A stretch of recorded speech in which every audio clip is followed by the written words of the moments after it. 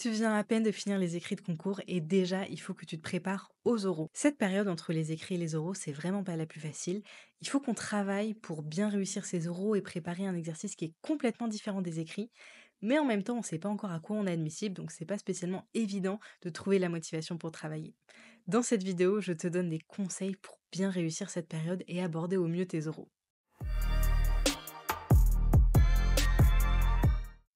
Si tu ne me connais pas encore, je m'appelle Leïla, je suis ingénieure des mines de Paris et astrophysicienne, et sur Nova Prépa, je te donne plein de conseils pour réussir ta prépa et tes concours. La première chose qui est primordiale, c'est de travailler sur des sujets d'oraux et sur plusieurs types d'oraux différents.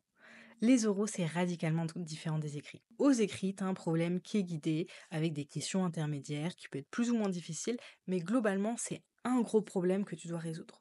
Aux oraux, c'est assez différent. Il y a beaucoup d'oraux de concours qui sont posés sous une forme assez ouverte. Ça veut dire que ça te demande de prendre des initiatives et de t'adapter rapidement. Alors, ce qui est pas facile dans les oraux, c'est que quand on s'entraîne, on a toujours l'impression que c'est un peu plus dur que dans la réalité.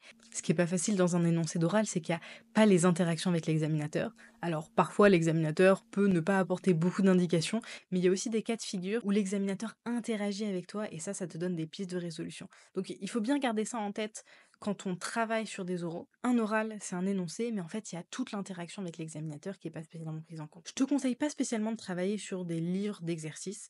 Vraiment ce qu'il faut pour les oraux, c'est t'approcher au plus possible des oraux que tu vas avoir au concours. Pour ça, je te mets quelques ressources dans la description. Globalement pour la physique, c'est mon polycopier d'oraux que je refais chaque année pour être sûr de bien le compléter, où il y a des oraux de physique de niveau CCNP à l'X, avec à peu près toutes les difficultés et en balayant tous les chapitres.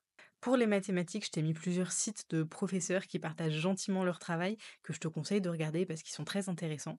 Pour celles et ceux qui préparent les oraux de Polytechnique, ils ont sorti il y a quelques années un polycopier qui est très complet, dans lesquels ils mettent les oraux qui sont tombés, mais aussi des pistes de correction. Et les pistes de correction, elles sont plutôt bien faites, elles vont assez loin, donc c'est vraiment une mine d'or si vous voulez travailler pour les oraux d'X et de l'ENS. Également, il y a un site qui recense les annales des concours qui sont tombés. Alors d'ailleurs, je vous encourage à mettre les oraux que vous avez eus sur ce site parce que ça permet aux élèves de prépa de travailler. C'est un peu inégal parce que parfois vous allez avoir des énoncés d'oraux qui sont très succincts, parfois incomplets, mais ça vous permet de vous rendre compte de ce qui est tombé au concours précédent.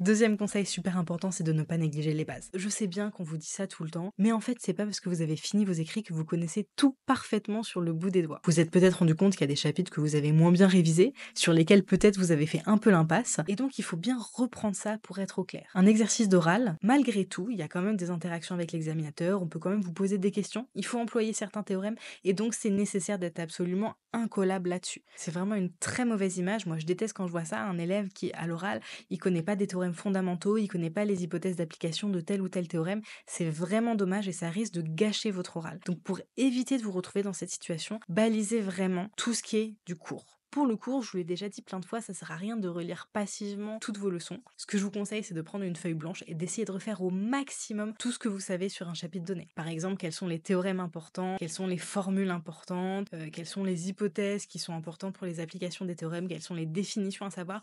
Vous faites des feuilles comme ça et ça vous permet de restituer votre cours de manière active. Et ça, c'est vraiment la méthode imparable pour se souvenir du cours. De plus, comme je vous le dis souvent, en plus du cours, il y a un peu les exercices d'application directe, notamment en physique, mais aussi en maths. Ça, c'est des exercices rapides qui permettent d'appliquer un théorème où il n'y a pas trop de réflexion. C'est pour aiguiser ces réflexes. Et donc, n'hésitez pas non plus à travailler au maximum sur ces exercices simples de réflexes, parce qu'on peut vous les demander à l'oral. Troisième conseil pendant cette période d'oraux, c'est de prendre le temps de faire votre TIPE. Le TIPE, il y a des échéances qui approchent vite. Il faut que votre présentation elle soit livrée le 10 juin prochain, donc c'est assez proche. Et donc, le moment entre les écrits et les oraux, il faut absolument que vous finissiez vos expériences, que vous prépariez votre présentation, que vous rédigiez également le déroulé opérationnel du TIPE, le DOT, pour le saisir en ligne. C'est vraiment maintenant qu'il faut le faire parce que vous verrez que quand vous aurez vos admissibilités, vous aurez un peu moins envie de travailler le TIPE parce que vous serez plus boosté pour travailler tel ou tel concours. Quatrième conseil, c'est de t'entraîner au maximum en situation réelle. Un oral, c'est très différent d'une colle qui est très différente d'un écrit. Vous allez le voir dès vos premiers oraux blancs, quand vous êtes à l'oral, vous êtes tout seul avec un examinateur qui scrute vos moindres faits et gestes. Vous avez un seul exo à faire, il n'y a plus de questions de cours. Les exercices en général demandent beaucoup de prise d'initiative. Vous avez le tableau à vous tout seul qu'il faut bien présenter parce que ça va aussi dans la notation de l'oral. Et donc pour toutes ces raisons, c'est très important de s'entraîner sur le format oral directement. Donc pendant votre entraînement, le plus possible, vous vous rapprochez de la situation que vous allez avoir à l'oral, le mieux c'est. Pour ça, il y a plusieurs techniques. Évidemment, si vous êtes dans un lycée qui le permet, prendre une salle avec vos amis pour vraiment essayer de faire un passage à l'oral en situation réelle, c'est une bonne idée. Si vous êtes chez vous, parfois des petits détails peuvent suffire, ne serait-ce que prendre un tableau blanc, écrire votre oral dessus et le présenter même si vous êtes tout seul, ben ça va vous aider à vous mettre en situation comme ce que vous auriez le jour d'un oral. Pour celles et ceux qui le souhaitent, je propose aussi des oraux blancs en présentiel à l'école des mines pour ceux qui sont en région parisienne ou en distanciel pour les autres. En général, c'est un format que les élèves adorent. L'idée, c'est que vous venez, on fait un oral blanc du format que vous voulez, vraiment en situation réelle, et ensuite, on prend vraiment beaucoup de temps pour débriefer ensemble tout ce qui a été, tout ce qu'il faut garder et tout ce qui est amélioré. Donc si ce format-là vous intéresse, le lien est dans la description pour vous inscrire. Mais ne traînez pas parce que chaque année, j'ai vraiment énormément de demandes.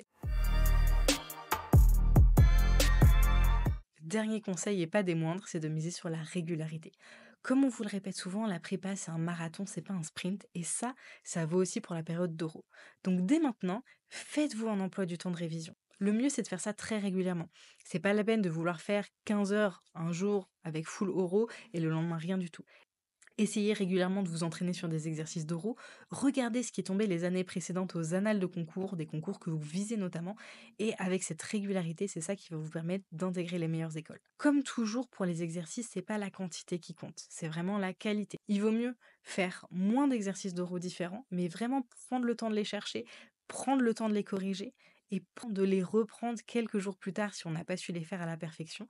Il vaut mieux faire ça plutôt que d'essayer d'en enchaîner plein, de se dire ok pendant une demi-heure je vais corriger cet oral et en fait à la fin vous avez rien retenu. Je sais que ça peut être tentant parce qu'on se dit forcément que plus on a vu d'oraux différents, moins on est déstabilisé à l'oral, et c'est un peu vrai, il faut voir différents types d'oraux, mais par contre prenez le temps de vraiment travailler sur ces oraux, de les faire en profondeur parce que sinon vous allez rien retenir et ça va vous servir à rien pour la suite. Merci d'avoir regardé cette vidéo jusqu'à la fin, j'espère que ces conseils te seront utiles. Comme d'habitude, si tu as des questions, tu peux les laisser dans les commentaires. Et si cette vidéo t'a plu, n'hésite pas à la partager à des amis, à ton groupe de classe, à ton binôme de colle et évidemment à liker. Toi, ça te coûte pas grand chose et moi, ça me fait super plaisir et ça m'encourage pour te donner encore plus de conseils. Merci à toi et à très vite.